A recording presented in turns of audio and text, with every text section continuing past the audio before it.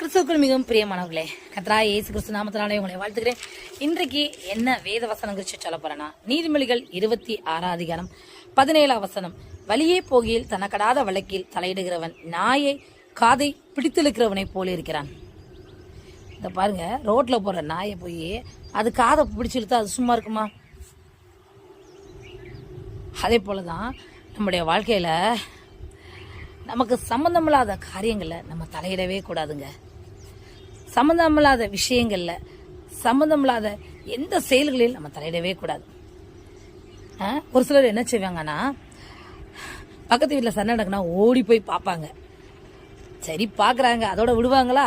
போய் இவங்க போய் ஆலோசனை சொல்லுவாங்க. இது அப்படி செய்யுங்க, இப்படி செய்யுங்க. அங்கே 2 பேரும் சண்டை போட்டுக்கிட்டு இருப்பாங்க, 2 குரூப் இருந்துகிட்டு இருக்கோம்.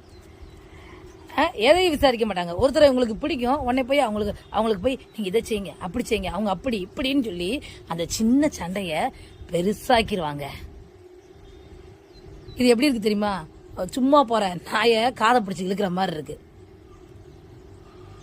நம்முடைய வாழ்க்கையில நமக்கு சம்பந்தமில்லாத வழக்குகள்ல, செயல்கள்ல நம்ம தலையிடுறவங்களாவே இருக்கவே கூடாது. அது நம்ம உறவினர்களாக இருந்தாலும் சரி, நம்ம பக்கத்து வீட்டுக்காரங்களாக இருந்தாலும் சரி, யாரா இருந்தாலும் சரி, உங்கள்கிட்ட ஒருத்தவங்க ஆலோசனை கேட்குறாங்களா, நீங்க இந்த காரியத்தில் நான் என்ன செய்ய, என்ன சொல்யூஷன் இருக்கு அப்படின்னு அந்த பிரச்சனையை கேட்குறாங்களா, அப்ப நீங்க சொல்லலாம், நீங்க இதை செய்யுங்க, அதை செய்யுங்க அப்படின்னு சொல்லலாம். ஆனா அவங்க எதுவுமே சொல்லாத பட்சத்துல நீங்க செய்யறது எப்படி இருக்கு தெரியுமா? கொல்லிகளையும் அம்புகளையும் சாவுக்கேதுவானகளை எரிகிற பைத்தியக்காரன் எப்படி இருக்கிறானோ அதே போலதான் நம்ம செயல் இருக்கிறது. அப்படியே தனக்கடுத்தவனை வஞ்சித்து நான் விளையாட்டுக்கல்லவோ செய்தேன் என்று சொல்லுகிற மனுஷனும் இருக்கிறான்.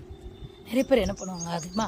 அடுத்தவங்க சண்டை போட்டு வேதனைப்பட்டு கண்ணீர் வெடிக்கிறத பார்த்து தான் சந்தோஷப்பட்டுக்கிடுவாங்க. அழுறானா, நல்லா அழுறான், ஆனா பார்த்தா கூட இருந்துட்டு ஹெல்ப் பண்ற மாதிரியே கூட இருப்பாங்க. அப்படிப்பட்ட சுபாவங்கள் இந்த நாள் நமக்குள்ள இருக்கக்கூடாதுங்க. ஒரு தேவனுடைய பிள்ளைக்கு ஆறுதல் படுத்துகிற சுபாவங்கள் தான் இருக்கணும். ஒருத்தவங்க சண்டை போடுறாங்கன்னா மேக்சிமம் நீங்கள் அதில் தலையிடாதீங்க. அவங்களுக்கு தெரிஞ்சவங்களா இருக்கட்டும், அவங்க சண்டையெல்லாம் போட்டு முடிச்சுட்டு அமைதியாக இருக்கும்போது அவங்க பக்கத்தில் போய் நீங்கள் இதை செய்யாதீங்க, இதை வைக்காதீங்க, அவங்கள்ட்ட கேட்பாங்க.